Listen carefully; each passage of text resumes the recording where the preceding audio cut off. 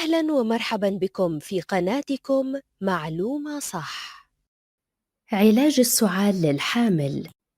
يعتبر العسل من أبرز العلاجات التي تستخدم لتنظيف الجهاز التنفسي وتلطيفه وتخليصه من كافة الشوائب التي تؤثر عليه. الزنجبيل أيضا يساعد على التخلص من الكحة، لأنه غني بمجموعة من المواد المضادة والتي تحارب الميكروبات التي تسبب الكحة كالفيروسات.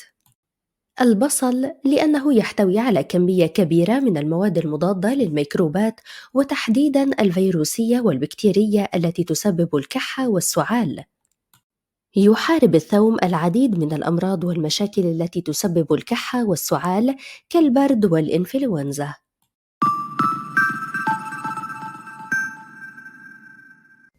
انتهى الفيديو، نرجو أن تكونوا قد استفدتم. لا تنسوا الاشتراك في القناة والإعجاب بالفيديو وشاركونا بالتعليقات.